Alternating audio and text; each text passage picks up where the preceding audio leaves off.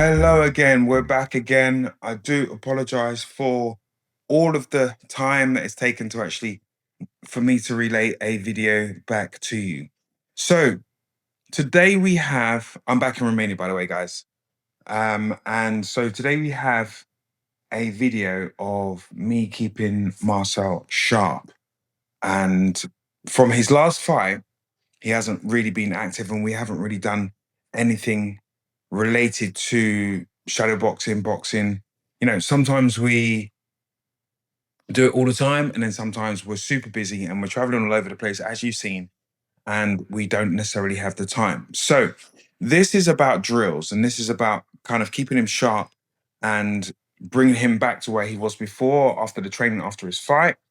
So, this is about shadow boxing and how shadowboxing can actually really, really help you as a fighter. Is super important. You see all of the professionals actually doing shadowboxing, and this will help when sparring because it technique drills, sharpness, punching, footwork. It all comes down to it. Okay. So, depending on how long you're boxing for, let's say you're doing 3-minute rounds and you're shadowboxing for 3-minute rounds, whatever. The suggested is like 3 to 5 rounds or 5 to 10 rounds of exactly the same drills. So normally people box and they just keep one pace. In this video, you're going to see the transition from 1 minute on, 1 minute, 30 seconds off. What I mean by that is that you're kind of practicing technique for 1 minute, and then for 30 seconds, you go as fast and sharp and as hard as you can, using your footwork, using your movement, using everything that you can do. And as I say, the benefits of the shadowboxing or this style of shadowboxing or this style of training, it helps you to work on your flurries.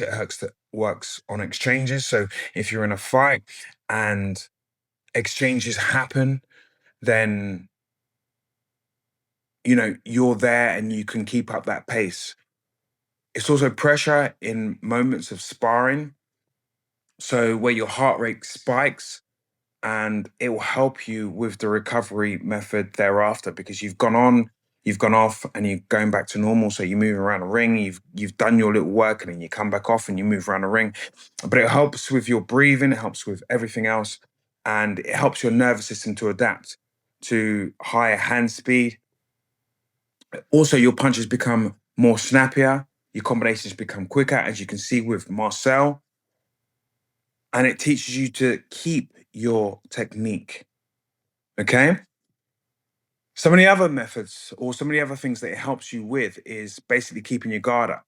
As I said before, breathing correctly, controlling your breathing, which is very, very important when you're sparring, when you're doing any form of work, because most people and then you're out of breath, but it helps you to be in control. Your mind's in control of your breathing. Helps your feet to move properly. Okay. So you're in, I don't know, you're in the ring or you're in sparring, and you don't want to back yourself up against the ropes. You want to be able to move and breathe and move and breathe and move. Okay. It also helps with clean punches. So making sure that your punches are clean, i.e., you're not swinging, you're not throwing wild punches, you're throwing correct, accurate, targeted, precision punches. Okay. Even when you're tired. Okay. And that's the most important thing. Okay. With regards to this as well, it increases your shoulder endurance. Okay. So fast shadow boxing burns the shoulders. So when you're punching, your shoulders are hurting. You want to drop your hands, but no, you're not dropping your hands. You're keeping your hands up. Okay. So then that will build your shoulders and help to keep your shoulders strong. Okay. It also increases your punch endurance, your arm stamina, and the ability to keep your hands active, especially in the later rounds of your shadowboxing when you're actually tired. So it's a massive, huge benefit for sparring. It also increases your rhythm, your flow, which is what I teach in mine. So I'm all about smoothness, having a nice rhythm to your punches, having a nice flow to your punches. So transitioning from one to another to different techniques, then moving out, then stepping back, then jabbing, and then excuse me, and then putting a nice, relaxed, smooth technique. Okay. It also practices your setups. So you're jabbing, you're jabbing, you're jabbing, and you pop a combination. And you're jabbing, you jab, jabbing, and you pop a combination. And it's basically all setups. Okay. So again, helps when you're inspiring. Also, fast bursts. Fast bursts, that's the aggression, that's the explosiveness, and that's the good output, which is good for the judges. It's like if the judges see that, then they see that you're in control of the fight. Everything's you're in control of the fight. And that's what ultimately you want to be when you're sparring, or when if you go into your first fight, second fight, whatever. But it's the control. Okay, it's the control and smoothness of punches. You want to be in control of every single fight when you go into a fight. You don't want that person to think that he has the upper hand. You're fighting your fight. Your fight is the correct fight.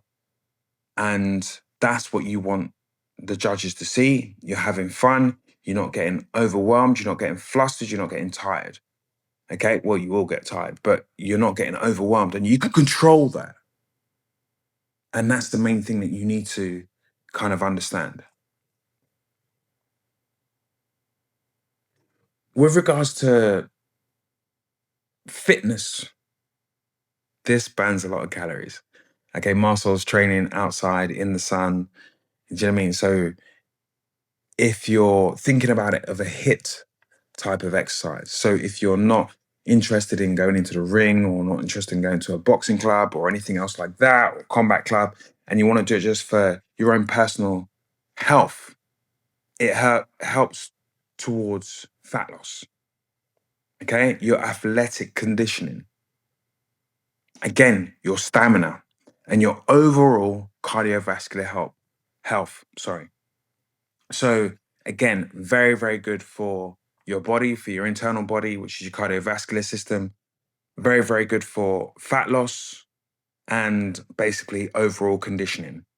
Okay. I always say, like, boxing, kickboxing, any form of martial arts is the best form of cardio that you can do. I don't think there's anything that beats it. It does different muscles, but you got to imagine that you're doing bursts, and it's your whole body that you're working at any one time. Your legs, your core, your punches, your arms, your shoulders, your back. Do you know what I mean? And then obviously we do some press ups in between, so you're doing some chest as well. But your arms, your shoulders, your legs, it's pretty much everything. Okay, so the best way to do it. Okay, so what you can see here is focusing on technique. I'm focusing on technique. I'm a very avid supporter of doing things correctly. Okay. And I will do things over and over and over and over again to make sure the technique's correct, because good technique is better than sloppy, poor technique. We've seen that in many boxing matches where people are just throwing wild punches and not connecting and not setting up anything. They're just kind of reaching. What I mean by that is they're reaching to hope that the big bomb that they're going to throw, which comes from Australia, is going to land. But if you're in front and you're in, I don't know, if you're in UAE or you're in Romania or you're in America, and you want to hit the person in front of you, then you go for the shortest route possible.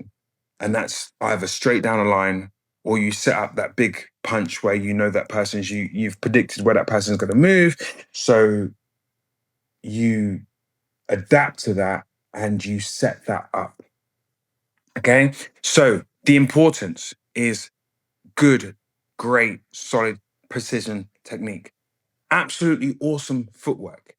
Okay. So you've got to have footwork in there, got to be able to move, got to be able to move it. And like I said before, it's about moving off the ropes as opposed to backing yourself up onto the ropes and squaring your feet up with no head movement, which is my next topic that I'm going to go into. Your head movement, always moving your head, always making yourself trying to be elusive and doing the things as much as you possibly can do.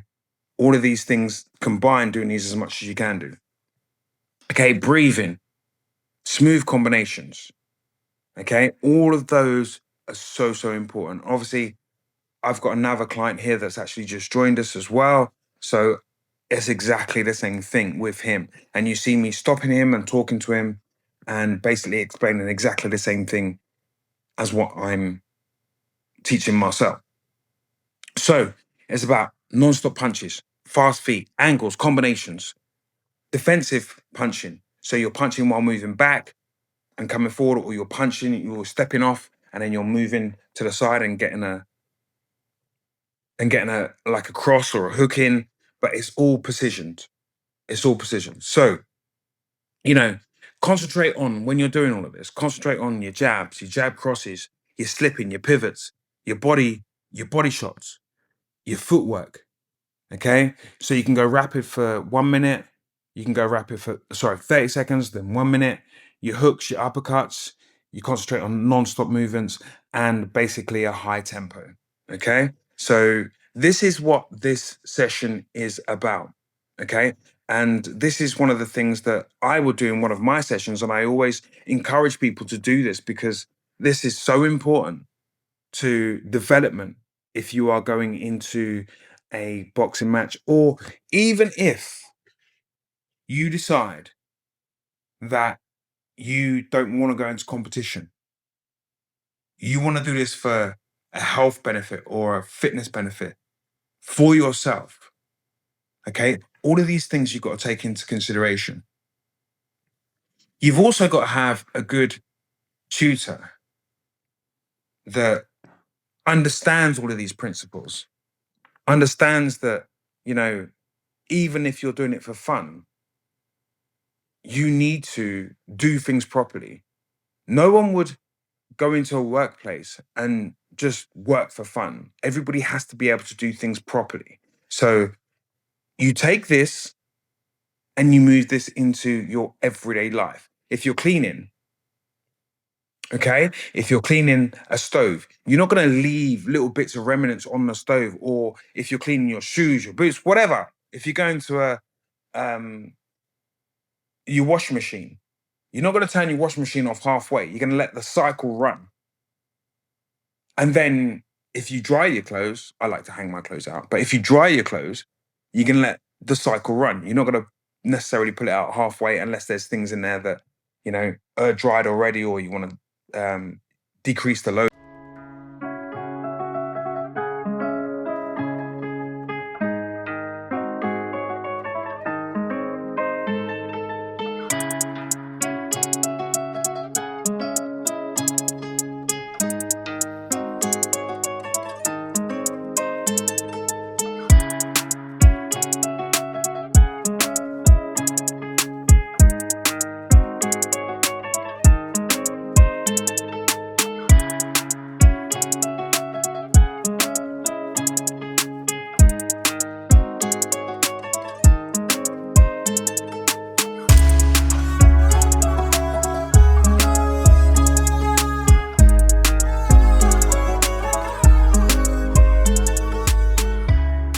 Doing in whatever way that you want to, but you kind of get what I'm saying from that. You kind of get the understanding that I'm trying to give you on that, and the analogies that I've given you are specific analogies.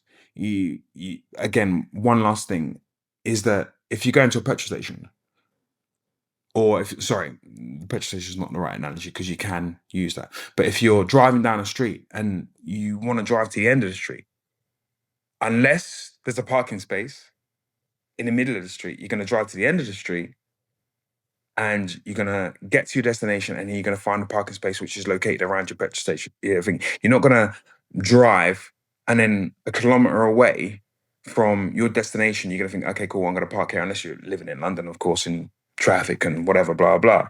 But again, you kind of get where I'm coming from on that one, and you kind of get the analogies that I'm using. Okay, so extra tips and biggest mistakes that kind of people make while doing this. Okay, so the speed. Okay, there should be a good emphasis on speed. Reason being, speed kills. Okay, so the faster you are, the sharper you are, the more that you're gonna put the other person off their work. And that's ultimately what you want to do. They've got a game plan in their head and they're gonna stick to their game plan. And they're gonna understand that this is my game plan. But you want to put that off as much as possible. So if you're quick, you're sharp, it's like, oh God, where did that come from? Oh God, where did that come from? Do you know what I mean? And that's ultimately what you want to achieve while in sparring, or, you know, the next step is obviously a fight. But again, it's still understanding this while you're doing this for fun. If you want to just do it as an exercise, everything still has to be done in the same way. So you can fat burn, you can reduce calories, you've got high cardiovascular output, tempo, footwork, all of these things kind of roll together. So one of my main gripes is people doing pad working it properly and don't necessarily understand what pad work is about. I'm quite a um, technician when it comes to things being done properly. Whether you're doing it for fun, like I said, or whether you're doing it professionally, it's exactly the same thing. You treat it exactly the same way. There's no shortcuts, absolutely no shortcuts. And again, if you're doing stuff for self-defense, do you know what I mean? You really want to do things properly because you can't do things half-hearted, especially in self-defense. If you're thinking about, I want to defend myself on the street or defend myself wherever, you can't do things half-hearted. It's not a, teach you how to half block. So you get your arm cut off or sliced off or hurt or whatever, or that punch gets through that wasn't supposed to get through because you didn't do things properly. Okay. So everything is done properly, correctly, with precision, with movement. Okay. With relaxation. Don't tense your shoulders and try and punch because your punches have become predictable, slow, and you're going to get tired so much more quicker. So, in essence, relaxed fighters are faster fighters. So, if you're relaxed, you can just pop. Relax, you just pop. No one sees it coming because you're just too relaxed and you're just chilling and, you're having a little bit of fun and everything else. And you just pop it and pop it. Do you know what I mean? So, it's a good kind of impression, it's a good what's the word I'm looking for? So it's a good thing that while you're in there, as hard work as it is, and once you've controlled your breathing, you're having fun. Okay, because this is, some people call it fun, some people don't call it fun, but I class it as fun, and you always have fun while you're in there. Okay, and helping with boxing drills and doing these kind of things also helps you with your combination punches. Okay, so making sure punches go together correctly and making sure that things smoothly transition from one into the other. And as you saw just then, what happens when you do things that I don't ask you to do? You do burpees. That's just my training methods. Okay. Hopefully, then from that point, when you're doing press ups and you're doing burpees and you're doing all of these other bits and pieces in between rounds, and I'm telling you to do something, and I've told you to do one, then two, then three times, then hopefully after doing a load of burpees or a load of press ups that you don't necessarily want to do, you want to just get on with the boxing, you'll understand. Okay. It's a hard way of teaching, but it's a good way of teaching. It's making you understand. So to summarize, combination punching, cardio, for sparring, hand speed, recovery between exchanges. So that's controlling your breathing. Your hand speed, fast hand speed. Cardio for sparring is probably one of the best forms of cardio that you can have. If you're going into a fight, it's fight pace control. So you're controlling, as I said before, you're controlling everything that happens within a fight. It's mental sharpness under fatigue. Okay, so you're tired, but you're still sharp, which is effective. Okay, and while doing this, it simulates fight situations without taking any damage. And if you continue to do this, or if you do this over a number of times, or if you do this every single time, then your body gets muscle memory. Okay. And the muscle memory is there to help you. And then that will transition into sparring, that will transition into your ring. Okay. And that's my summarization of it. And again, all I'm doing here is movement. Okay, so one of the things that I said about movement, footwork, etc., is what I'm displaying with Marcel. And the good thing is that Marcel remembers all of the things that I said to him while he was training for a fight. And with the new client, it's actually good to have Marcel there because Marcel had 3 months with me solid, so he understands if I say something, I want it done straight away. Okay, I don't want any form of ifs, buts, maybes about. I'll show you the technique. You can do it slowly as per what I'm demonstrating here, and then you apply it. And then the last little bit, which you'll see just coming up shortly, is just glove to glove simulations that I'm basically doing. Okay? So on that note, guys, don't forget to like, share, and subscribe. I want more people to be involved in my videos. I want more people to be commenting on some of the things that I say. If you don't agree with anything, or if you agree with anything, I want you to tell your friends to tell your friends. I want you to tell people that you may know that are fighters, or thinking about fighting, or thinking about stepping in a ring, thinking about training, whatever. You can practice these at home. Okay. And it's just good to have that in the toolbox, different things that you can have in a toolbox. Okay.